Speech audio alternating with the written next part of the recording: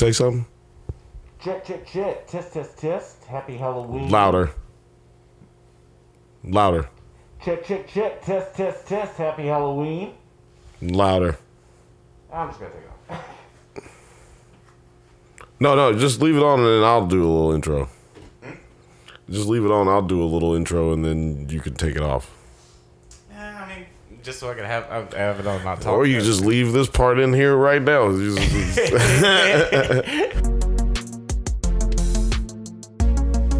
was like, what's he gonna have under there? What shirt is he gonna have? But yeah, it's still appropriate.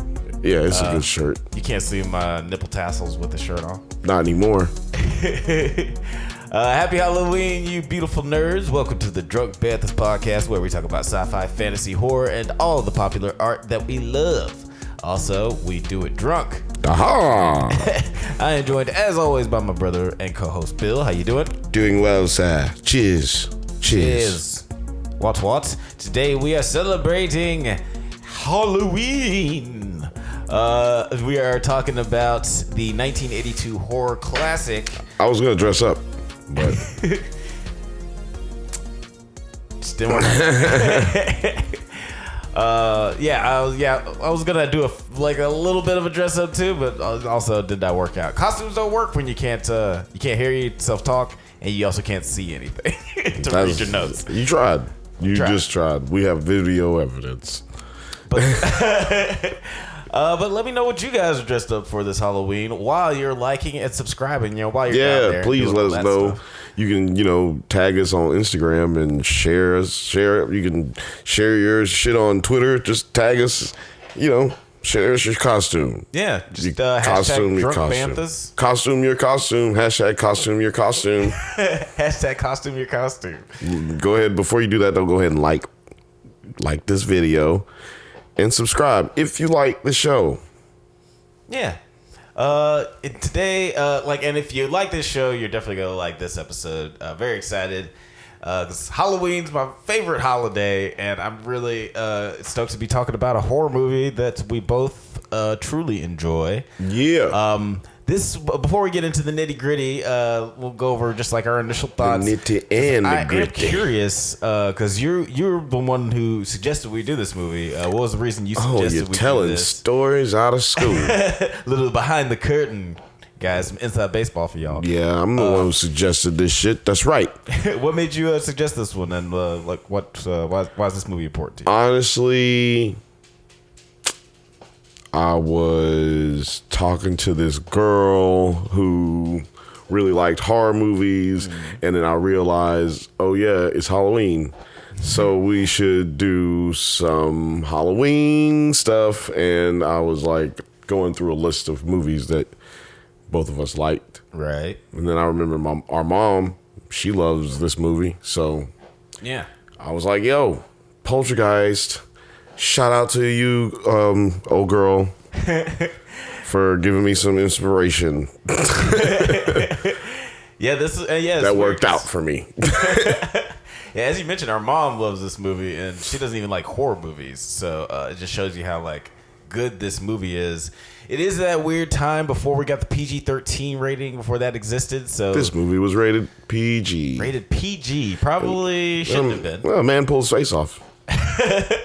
But it definitely does have more of a lighter tone. It doesn't feel like it should be R. It didn't feel like he was pulling his face off. Didn't really look like him. Yeah, it actually didn't. It didn't really. I'm not sure how convincing that was for 82. Because sometimes you go back and watch the Terminator. That first one. I was like, Spielberg's just about scaring children. he either hates children or he loves them too much. You know what I'm talking about? So I'm just saying. Yeah, he's a weird dude, man. He's a weird dude. Definitely, I don't think it's great movies. Wait, what? You said great movies, though. Yeah, great movies. The most successful filmmaker of all time. It'd be so crazy if I found out some Weinstein or some fucking child molester shit about him. I would be devastated. That would be wild. I feel would it have come out by now? I don't know. Who's to say? I have no idea, bro. Don't even get it started on that. Right. I can't even tell you. Hey, but speaking of Spielberg, his fingerprints are all over this. He wrote the story, and I think he co-wrote the screenplay. And he was the executive producer. And a lot of people say that he pseudo directed this movie. The credited director is Tobe Hooper. He also directed Texas Chainsaw Massacre. But it does feel like a blend of styles. Yeah, kind of like how Who Framed Roger Rabbit kind of feels like a Spielberg movie. Spielberg wrote this movie. He directed this movie. He produced this movie. He directed this movie. I don't know why anybody's acting like something else didn't happen. If he was executive producer, he would have gotten the dailies. So he would have just been telling them what to do, even if he wasn't there. You know what I'm saying? So yeah, he did direct 2 movies in the same year, which is against union policy. Let's go take him to court. It's crazy. I do feel like it still has Tobe Hooper's obviously Steven Spielberg Bigfooted this a lot. He directed the movie, but Mysterio was right. Mysterio was right. But yeah, I really like this movie as well. It's one of my favorite horrors, and it just feels like what we were saying. I feel like there's not. I don't think there are any people who die in this movie, which is interesting for horror. No, nobody dies, man. What's his name? What's his name? Luke, whatever this dude's name was, whose face peeled off. He left. Though. He was like, I ain't coming back. I'm out. Right. Yeah, I done got bit by a motherfucking ghost. Right. Yeah, I forgot he got bit. Or a poltergeist. Polterghost. A polterghost. He got bit by a demon man, and then he was like, I'm out. Yeah, that's enough. Well, no, he was there for a little while, and then he pulled his face off. Right. I was just stop doing it, though. Until just keep pulling it off. Why? Just stop. This is not going how you thought it was going to go, so stop doing that. Yeah, maybe it's like when you get a thread on your sweater and you start pulling on it. It's like, oh, this is ruined on my sweater. You just keep pulling it until you're butt naked. You just keep pulling on the thread till you chest naked outside in the cold. Leave that goddamn sweater alone, man. Leave that goddamn thread alone, man. That was like a really creepy scene. But yeah, it seems like most of the creepiness happens toward the back end. It's very lighthearted, and it reminded me a lot of Honey, I Shrunk the Kids at the beginning, actually. Ooh. Just like the relationship with the neighbor, the relationship with the kids and the parents. It felt like a better written opening of Honey, I Shrunk the Kids. Yeah, this movie was really cool, but this kid was super creepy. Yeah. Why was she so creepy? Carol Ann. Heather O'Rourke. Yeah, she had an interesting innocence. Why was she so creepy at the very beginning? Just, yes. Hi. I don't know. 5. I don't know. And I like the opening how, speaking of that scene, I like how it shows that there's been an existing relationship between her and this spirit. And let me just explain why the national anthem was playing at the beginning, because I've seen a lot of theories out there. But Speak on it. It's because that's what used to actually happen back in the day. There used to actually not be TV on every day, all day, and they would cut TV off at a certain time, and they at the very last show, let's just say. An episode of I Love Lucy or something was just played, and then they would play the national anthem and then go black, and it would just be or boo. That's what you usually would get, and that explains that scene. It is ominous, right? America is going to sleep. God bless her, and hopefully we all fucking wake up tomorrow. Yeah, it's oh man, I don't know how to feel. Did everybody just die, or I have to wait until tomorrow morning, right, to find out if other people are dead. Yeah. It's oh god. Yeah, that feels very much like an opening to a horror movie. Right. Yeah. That idea. It's crazy that they actually used to do that. What did you think of like the whole cast? We got Joe Beth Williams. I want to know Diane. more about the dude who dropped the beers at the beginning of the show. I mean, the beginning of the movie. He dropped all them beers. The opening scene, him, pelling down. He drops the beers, but then he come in the house spilling beer everywhere. I'm like, yo, dog.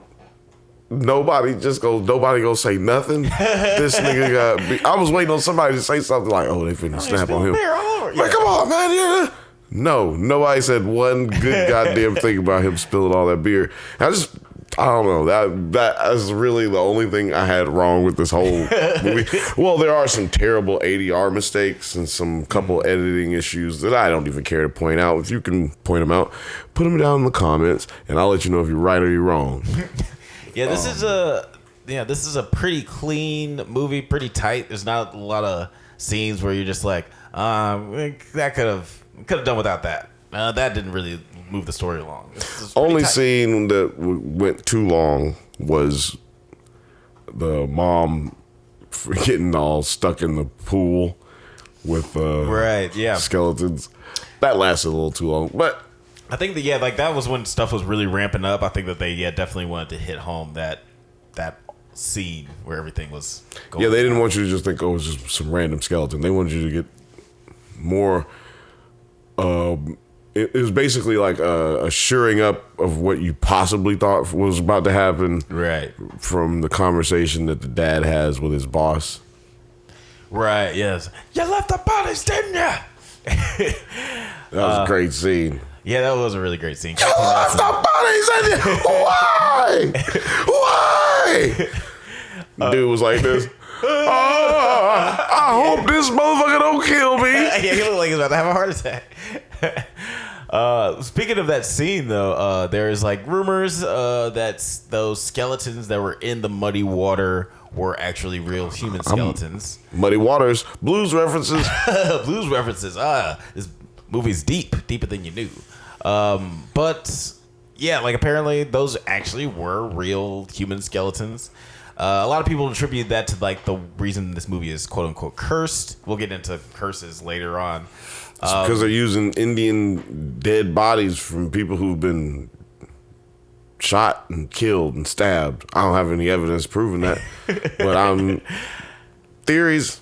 I've got theories. Yeah, like apparently I've been hearing many things, Alex. There's a I like him. I like Alex. Very good. Very good is his job. Very good. Very good. So do you think that this is like actually cursed? I do it better. So do you think that this movie Yeah, because I told you, man, they're using Indian bodies. I don't think that's weird. I think that's weird. I think that if that's true, if it's true that all the skeletons come from India, why and how, and we need to look into that. Right. Yeah, but that is there ain't no such thing as curses on a movie. I mean, somebody have to place a curse on the movie. Yeah, I mean, yeah. It's unless like there was like a specific curse on those specific skeletons that they got, because nothing happened bad to the movie. What could be the curse of the movie? Well, yeah. Actually, we'll get into that in a second. But before, I do want to mention that the prop. I think it was the props guy on this movie stated that real skeletons are used for movies all the time since way back in like the 30s. But one of the reasons that people say this movie is cursed or try to say is cursed because one of the actresses, Dominique Dunn, she played the older sister, the brunette sister in the family. She was brutally murdered by her ex-boyfriend. Worst actress in the movie. Well, weird way to kick some mother down. I'm sorry. Was that insensitive? Was I supposed to wait for a moment? Was I supposed to wait until we talk about it later? That's why she wasn't in the movie much, Alex. Damn. Steven Spielberg ain't got time to be. She on the cutting room floor somewhere, all over it. But yeah, she was brutally murdered by her ex-boyfriend. I think the year that the movie came out, and even weirder. The year the movie came out. Yeah, it was like and it was like a big thing the year that the movie came out. And her dad was actually a writer for Vanity Fair, and he actually ended up writing the article about his daughter's death. Like, you can go read it now. It's still on Vanity Fair's website. I read it. It's pretty sad. Well, sounds like to me a case of a Hollywood girl having Hollywood things happen in Hollywood. Yeah, Hollywood is a very dark place. And with horror movies, people like to infer certain things. Right. But I mean, is Brittany Murphy's murder a horror movie curse? Is one of her movies cursed because she died? Right. Yeah, exactly. Like, maybe there might be some people who feel like that there's like curses, or maybe if there was like a "don't say a word" to, like, and something happened to someone then. Well, there were so many Hollywood people dying at one point that they thought that there was a Hollywood killer. Randy Quaid really believes it was a Hollywood killer. Right, yeah. Motherfucker lives in like the woods somewhere now. Motherfucker left. He's like, fuck y'all, I'm out of here. Wasn't it Randy Quaid? No, it wasn't Randy Quaid. Was it not Randy Quaid? Yeah, it was Randy Quaid, not Dennis Quaid. It was Randy Quaid. Yeah. Older brother of Dennis. And uncle of Jack Quaid. There you go. Little Huey from The Boys. And yes, and then of course the youngest daughter, Heather O'Rourke, the actress who played Carol Ann, she died shortly after the filming of Poltergeist 2 of just some freak accident. She was misdiagnosed with Crohn's disease, but she actually had some weird knot in her intestines and it basically blew up like a balloon in the middle of the night, and she passed away. The director Happy Halloween, everybody. Yeah, it's getting God gross damn. and deep and dark. God damn, I'm so sad. The director of that movie actually said like he didn't, like, after that they didn't even want to put out the movie. He's like, well, I'm done. I don't want to go into the editing room and try to edit this. And see this little girl. Yeah. This little innocent girl, just every day I gotta see her. She dead. I gotta see her. I saw her every day for my whole last 3 years of my life, and now I gotta see her every day. No, it's like I'm he good. was apparently terribly depressed. It was a different director than the first director. Oh, of the it first was? movie. Well, but he had still not that many developed years. a really long relationship with her. And but not only did the studio make them put the movie out, they also made them go in and reshoot the ending, because with some young actress, and they dressed her up like Carol Ann, just like didn't show her face. And he was like, that was like the most creepy moment of my entire career. And I just Hollywood don't give a fuck about your career. Not at all, or your emotions, or your sanity. Nope. I'm gonna tell you, man. I would really want to do a documentary on this. Situations that are in Hollywood. There's just so many crazy situations in Hollywood, but yeah, Hollywood's built on dark, sad shit. I mean, they put out a whole goddamn movie and Paul Walker in it, but he died. Right. Yeah, so that was like, felt like it was a little bit more for insurance purposes. Like, yeah, they don't give a fuck about your feelings. They really don't. And the director said, when I was watching the interview where he's talking about it, he's like, yeah, I didn't want to put it out, but then, they made us do reshoots, and that's where we get the dumb fucking ending that's in the movie right now. I was like, oh, wow. He has no qualms about saying how much he doesn't like the ending of that movie. Obviously, Steven Spielberg didn't have his hands on as much on that one. Yeah. But yeah, enough about the sadness of all the curses and stuff. Oh, there was also a Native American actor who died in the I think from the Poltergeist 3. He did a seance on the film, and then he died of kidney failure and malnutrition a year later. Jesus. Yeah. I think these are all just coincidences and freak accidents, but it's people with it being a horror movie, people are going to infer things. Or there's a serial killer on the loose. Just crazily, just Dr. Moriarty, having these clever schemes, killing people. Yeah, what? We need Scooby in the gang on this one. I was gonna say Sherlock Holmes, but I was gonna say Sherlock Holmes, but yeah, why not? Let's get Shaggy and Scooby. Yeah, a stoner and his dog. That makes for a better television show. Actually, Us and Scooby Doo trying to figure out how to get Shaggy to help us fucking find out something. Yeah, it's gonna be a great show. Man, I've been watching a lot of Scooby Doo this month, for Halloween. Clearly. But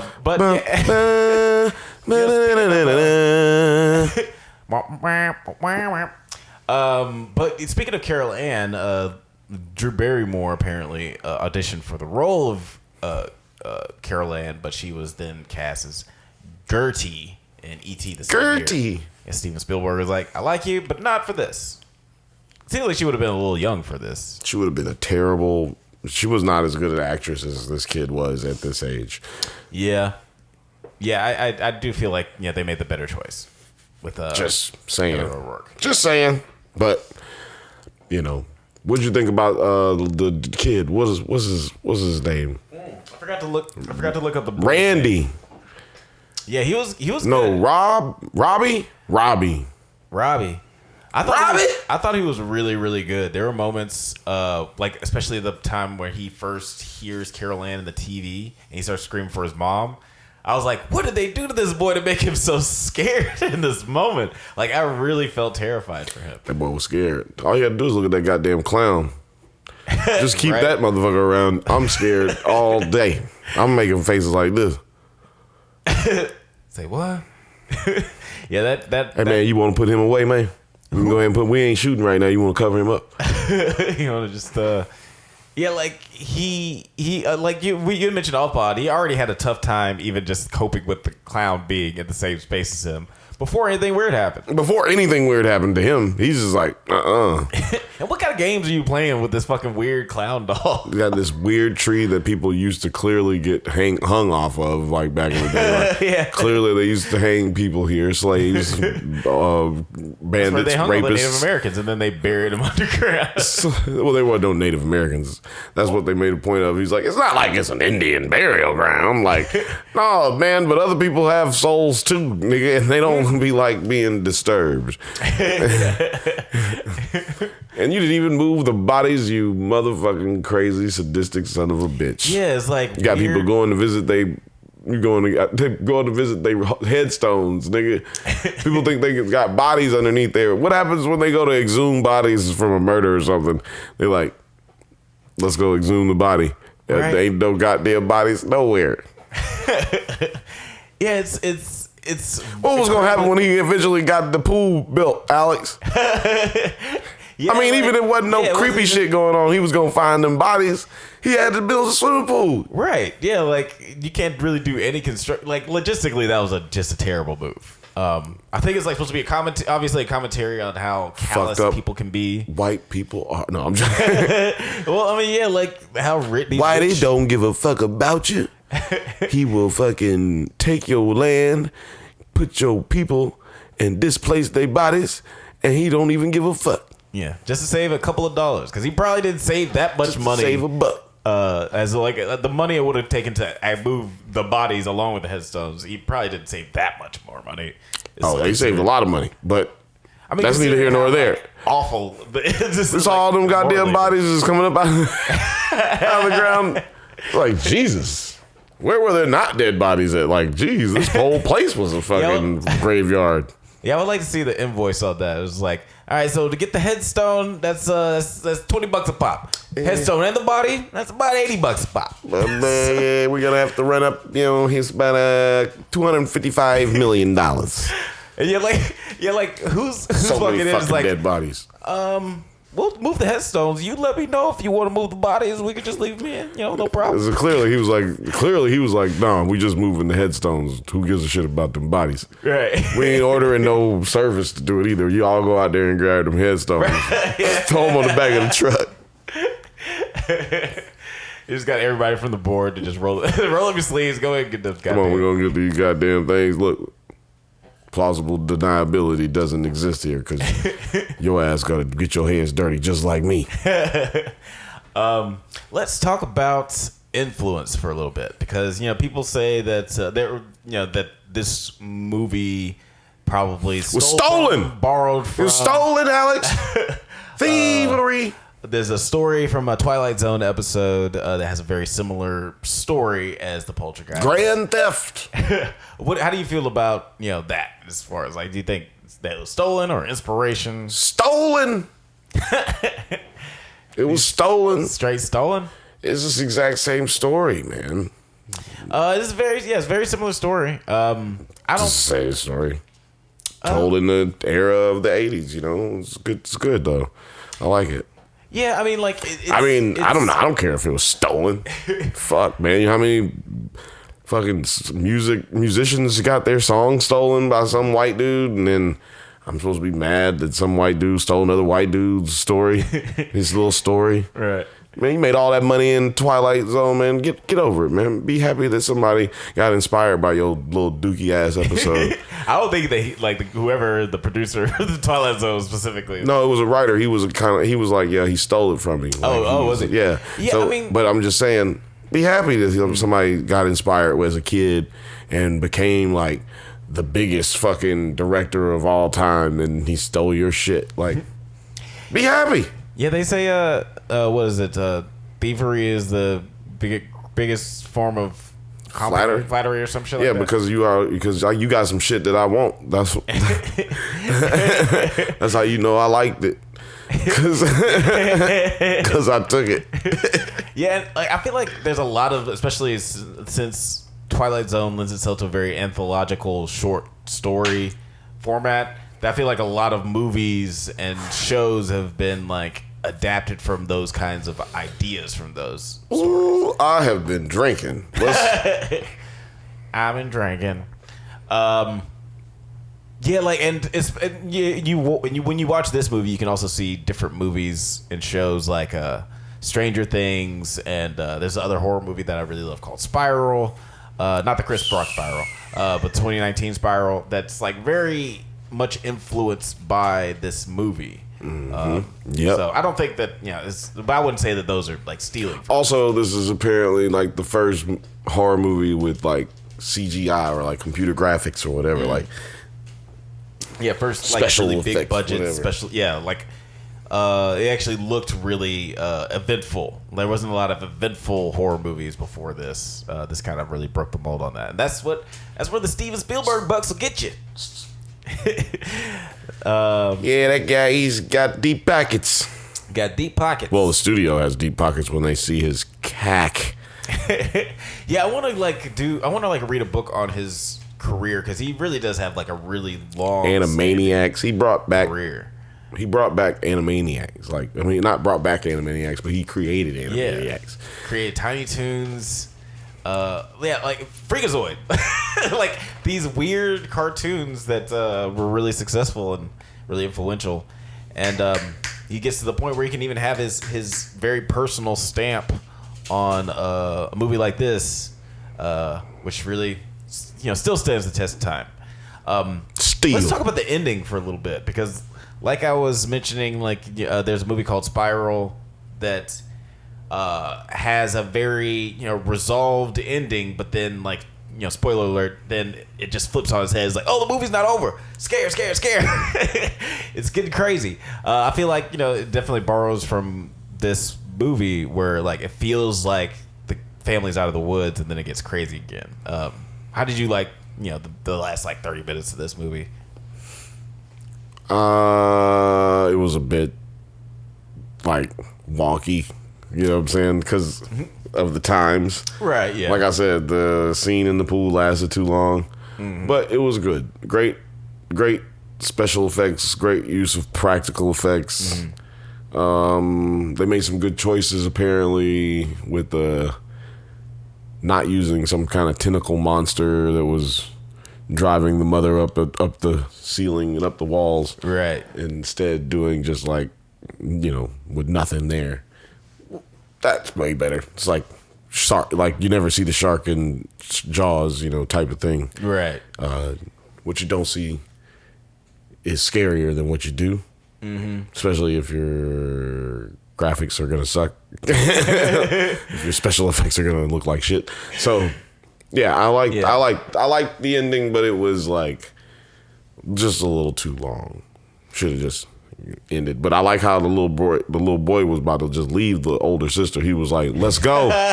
Nope, you called her into the car. She ain't get in the car. Fuck that bitch. Let's go. Out of here. We wasn't even gonna go back and get that bitch. No way. We was about to leave without her. We wasn't even about to leave. Fuck this bitch. We leaving. Like, let her stay. She keep on to stay. Look at her. She want to stay. Got lead in the feet. Yeah, it was really like it did, like, I feel like some scenes dragged out a little bit long. Timing was a little off with some of those scenes, but I think that they really just wanted to, especially since they held off on a lot of the special effects toward the beginning of the movie, they really wanted to just showcase a lot of that stuff toward the end. Yeah. And I really thought, especially since it was so satisfying, the ending where the mom, shout out to Joe, what was the actress's name? Jo Beth Williams. She's the MVP for me for this movie. MVP. I really liked the ending. You the real MVP. You're the real MVP.